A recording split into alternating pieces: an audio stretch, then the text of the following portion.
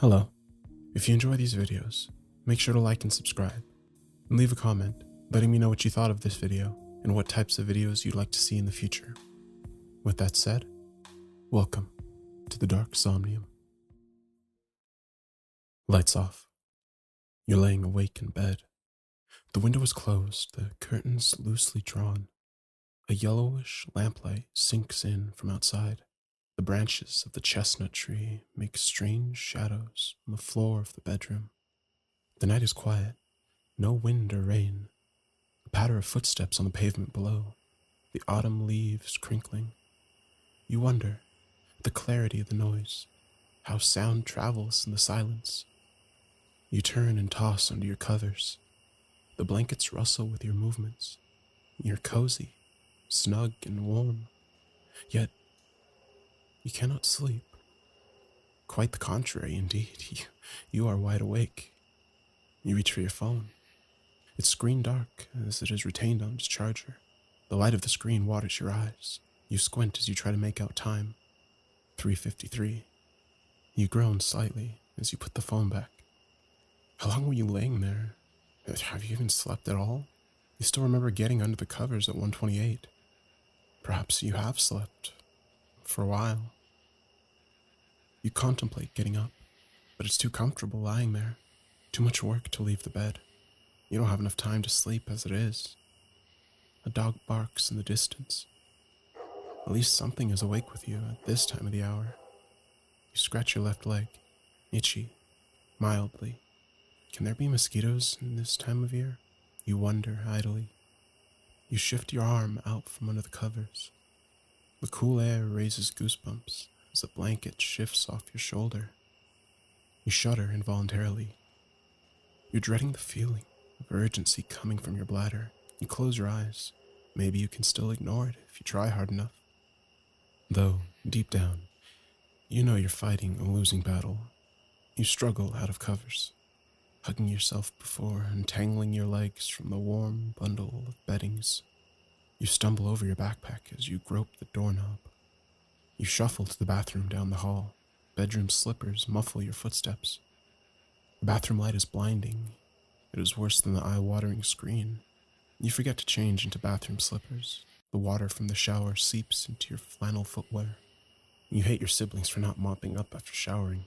You dread flushing. It feels like the entire world can be awakened. Why hasn't anyone invented silent toilets yet? At least the tap water is lukewarm. You know, offhandedly. You swipe your hands dry on a random towel, the wet slippers squishing underfoot. You snap off the light. You stand there in the doorway of the bathroom, the hallway, unseen to your eyes. You realize, suddenly, laughingly, that nights are indeed dark. Hairs behind the neck rising, you feel frightened in your own home. The moment soon passes, though, as your eyes adjust to the dark once more. You walk back down the hallway, somewhat faster than how you went. Shrugging the slippers off, you hurriedly curl back under your blankets. The bed had cooled off much faster than you expected, and it takes some time to get comfy. You brave the screen light again. 4:07.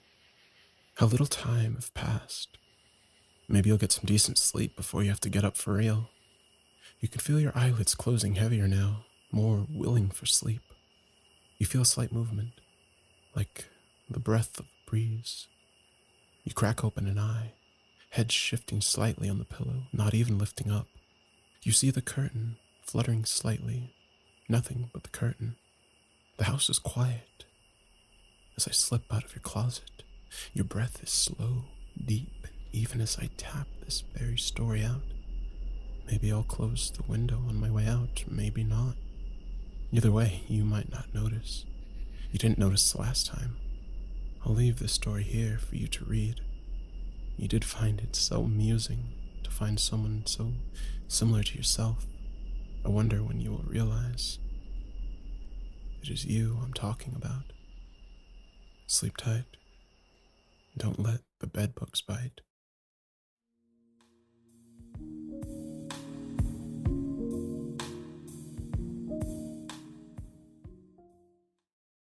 I bought these few pages at a local trader's tent for the equivalent of 25 cents US currency.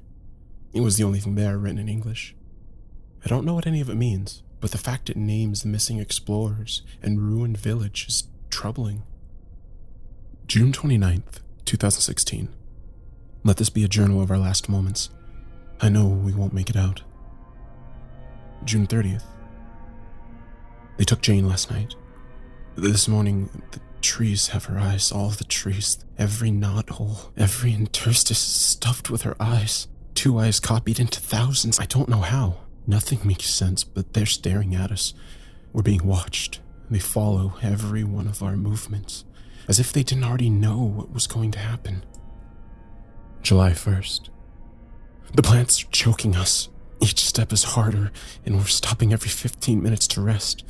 Art's leg injury is worse. I won't even attempt to remove the fused plastic and metal of the phone from his hip and thigh. We can smell the wound putrefying.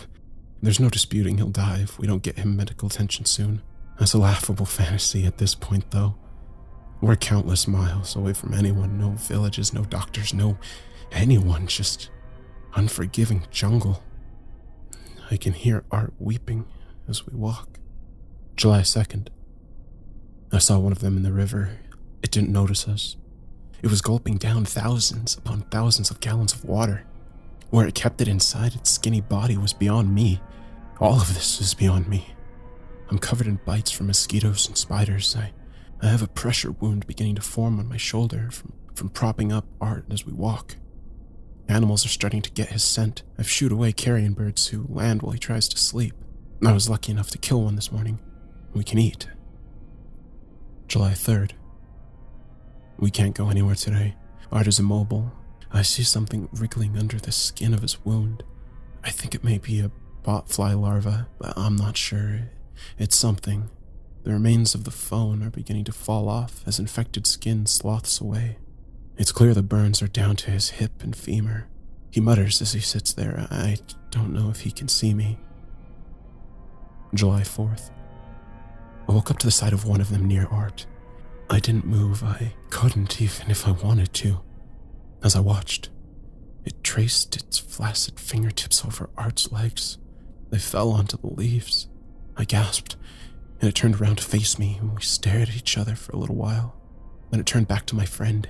It picked the legs up and held them under its arms, near the leg stalks, and walked away. Art was crying. There was no blood coming from the wounds. I could see the muscle and tendons and cross-section of his femur, along with the pink marrow inside.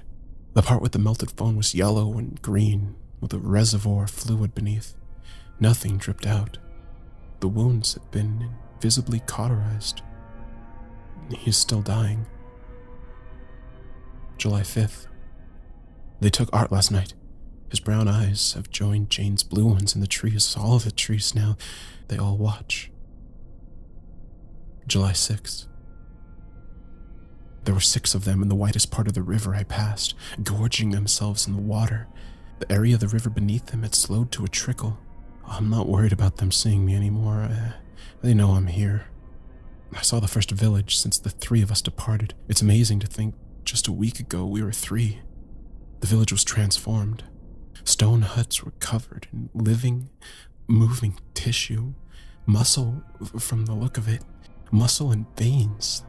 The sound of something being inflated was filling the air as I went by. I didn't spend the time to look.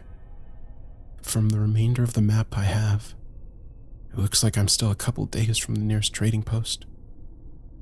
July 7th.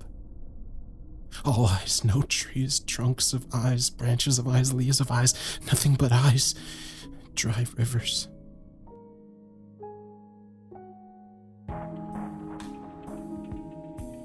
If you'd like to download any of the music that I've composed for these narrations, you can do this for free on my Reverb Nation account, which I'll link to in the description.